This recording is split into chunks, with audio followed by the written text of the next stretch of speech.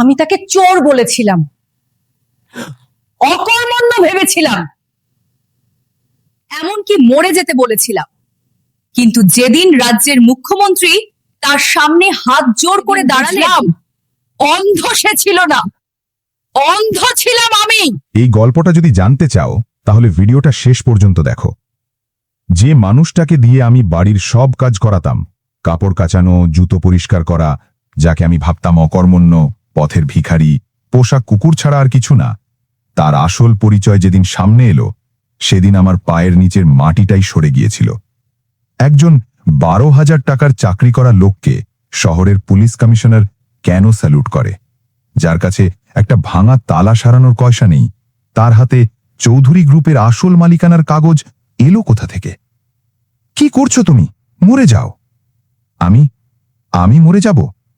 হ্যাঁ, মরেই যাও, কিন্তু যদি আমার ঠাকুমার জন্মদিনে 5 লাখের কম দামের উপহার আনো তাহলে তোমার মাংস রাস্তার কুকুরতে খাওয়াবো। ভয় নেই, আমি এমন উপহার আনব যা দেখলে ঠাকুমা তো বটেই, তোমারও হুঁশ উড়ে যাবে। ধরে ফেলেছি চোরটাকে। আমি চুরি করিনি। চুপ কর, থানার ডান্ডা খেলে সব মনে পড়ে যাবে। পজ। আমি নীলিমা চৌধুরীর স্বামী। ও, তাহলে তুই সেই অকর্মণ্য ঘর জামাই। ইন্সপেক্টর, তোমার সাহস কি করে হলো? তুমি জানো তুমি কাকে ধরে এনেছ?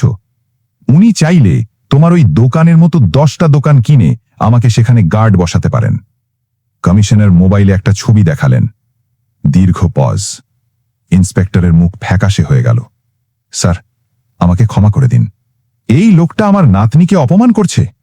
থাপ্পড়ের সাউন্ড। অপশনাল। নীরবতা। নীল ধীরে মুখ খোরালো। শান্ত কিন্তু কাঁপা কণ্ঠ।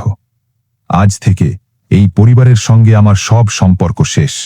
যে কুকুরটাকে 2 বছর পুষেছিলে সে আজ চলে যাচ্ছে, কিন্তু মনে রেখো, একদিন তোমরাই আমার সামনে হাঁটু গেড়ে বসবে।